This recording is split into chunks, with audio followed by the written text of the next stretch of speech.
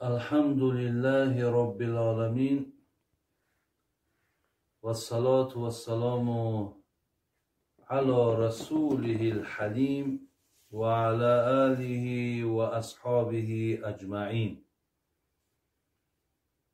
قبلا از الله بسیار مهربان خواهان او هستم که الله مهربان محبت های ما را، اخلاص های ما را به سوی دین خودش زیاد بگرداند و از الله مهربان خواهان او هستم که خداوند مرادها و مطلوبها و مقصودهای نیک ما حاصل بگرداند و از الله مهربان خواهان او هستم که گذشتگان همه ما و شما را رحمت و مغفرت بگرداند، بیماری هامون خدای مهربان شفای کامل بخشد و الله مهربان مشکلات هایی که امروز تمام دنیا را فرا گرفته است، خدای مهربان از این مشکلات بندگانت را خلاص بگردان و از الله مهربان خواهان او هستم که برادرانی که برای ما سوال ارسال کردند و انشاءالله الله مهربان اگر امکانیت و وقت برای من دهد من برای این سوال ها جواب میگردانم.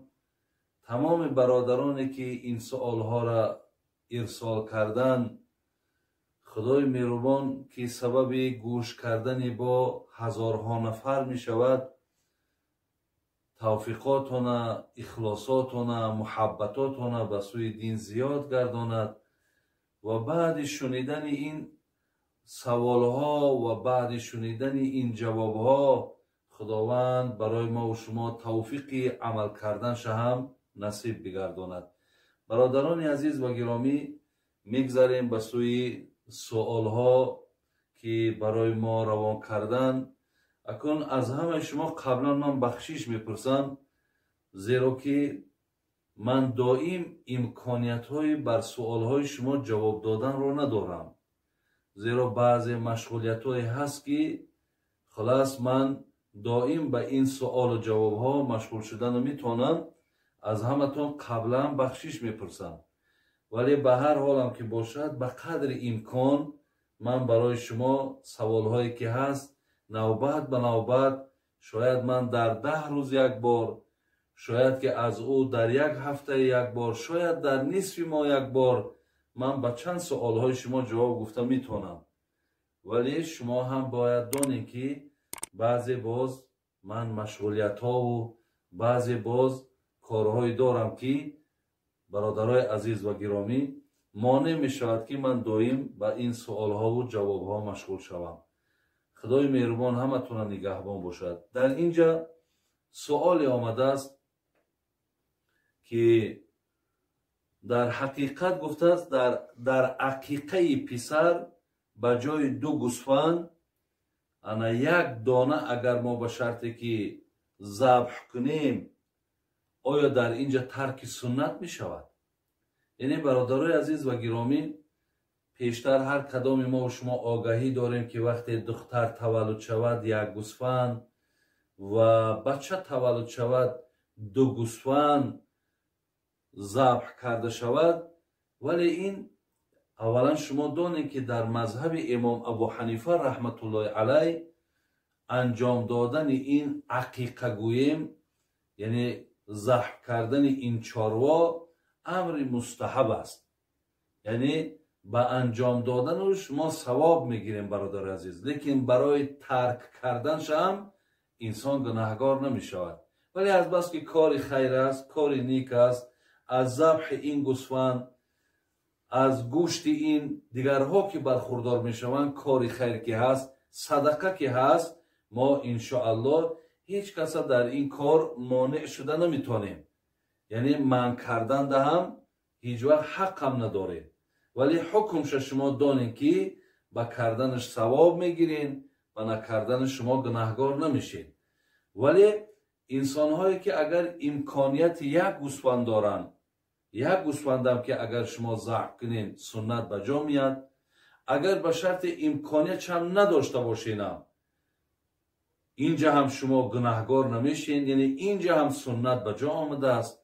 خواه اگر در جای گوسفند بزم که اگر ذبح کنین اینش هم اجازت است.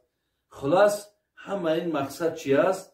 مقصد دستگیری دیگر انسان ها و همچنان شکرگزاری بر همین نعمتی که خدا به شما داده است تا این گوشت ها در دست دیگران رسه و آنها در حق شما، در حق فرزند شما دعا کنند.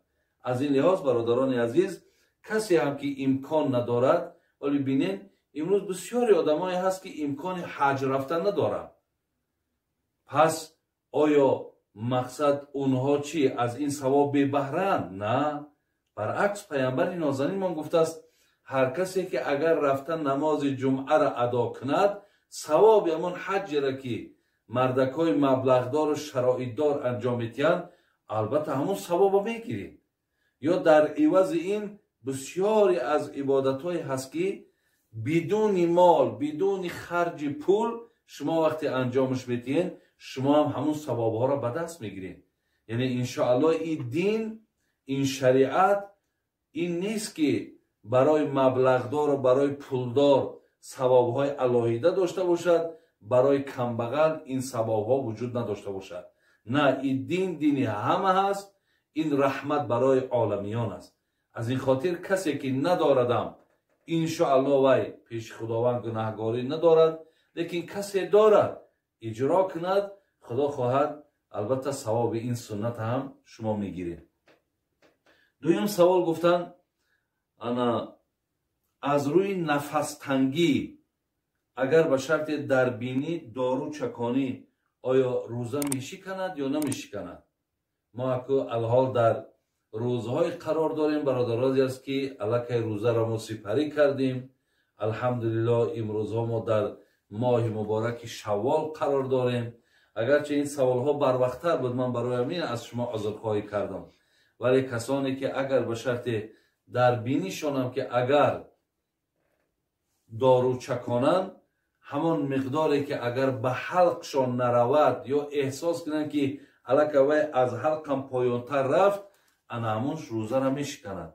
ولی اگر آن مقدار کمی باشد، یک چکره یا یک مثال دو چکره در اینش، یک چکره در این یک چکره در این معلوم است که هیچ وقت این تا حلق ما و شما رفته نمیتواند. از این لحاظ در این حالت در روزه شما یگان زیان و ضرر نمی شود. سوم گفتن نگه داشتن کبک در خانه گناه است یا نه؟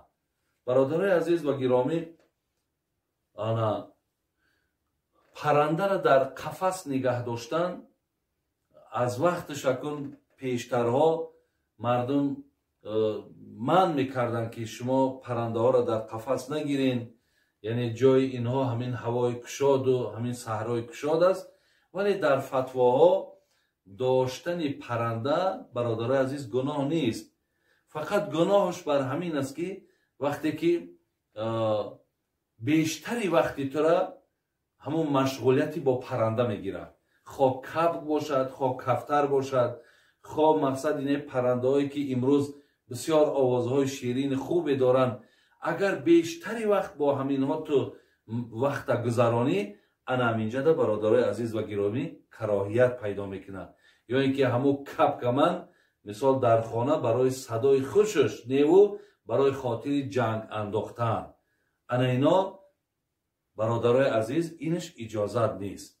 برای همین پرنده را در خانه نگه داشتن، در مثال در قفس هم نگه داشتن، برای وقتی مرا خوش کردن، برای ای صدای شیرینش برخوردار شدن، با وقتش آب و همو گویم دانش تامین کردن، این یگان گناهی ندارد. فقط احتیاط کنین که همون کبک های شما از پرنده های شما طرف خانه های همسایه نروند.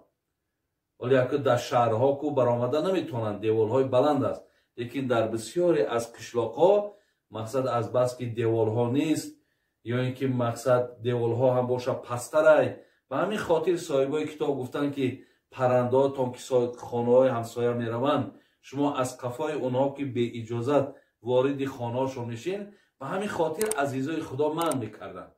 همین چیزها را اگر رعایت کنین انشاءالله یگان گناهی نداره.